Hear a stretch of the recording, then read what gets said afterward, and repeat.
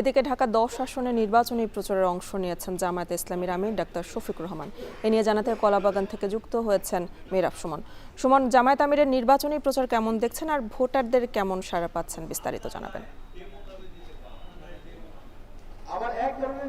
আর এই মুহূর্তে আমি আছি হচ্ছে আপনার কলাবাগান যে স্টাফ কোয়ার্টার মাঠ, এখানে জামাত আমিরি এই মাত্রই উপস্থিত হয়েছেন। তিনি এখন বক্তব্য রাখবেন। তার আগে এখন ডাকসু যে ভিপি সে এখন কথা বলছেন। আপনারা দেখতে পাচ্ছেন যে ডাকসু ভিপি সাদিক কায়েম এই মুহূর্তে কথা বলছে। আর আমি একটু জানিয়ে রাখি যে এই যে আজকের যে সমাবেশ, এই আজকের সমাবেশে নারী যারা ভোটার আছেন এবং যারা জামাত ইসলামকে সাপোর্ট করেন তারা এখানে যথেষ্ট পরিমাণ এসছে। এখানে যদি আমি বলি অর্ধেক পুরুষ এবং অর্ধেক হচ্ছে আজকে আপনার নারীদের আমি দেখতে পেয়েছি।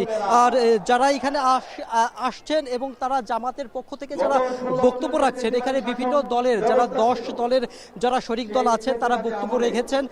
তারা যেটি বলার চেষ্টা করছেন, এখানে যা প্রার্থী আছেন তিনি এই ধানমন্ডি, কলাবাগান এবং আপনার যে নিউ মার্কেট যে ধানমন্ডি 10 আসন, সেই 10 আসনের যে সমস্যাগুলোর কথা তারা শুনেছেন। এখানকার যারা ভোটার আছেন তাদের কাছে তাদের যে দাঁড়ে যাচ্ছেন এবং তাদের কাছ থেকে সমস্যাগুলো শুনছেন।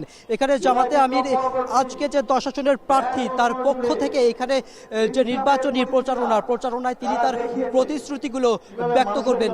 এখানে দেখতে পাচ্ছি যে দাঁড়িপাল্লার যে প্রতীকের যে দুইটি প্রতীক আছে, তাদের যে আসনের যে প্রার্থী তার হাতে এখানে তুলে দেওয়া হবে। এর আগে এখন সাদিক কায়েম কথা বলছেন।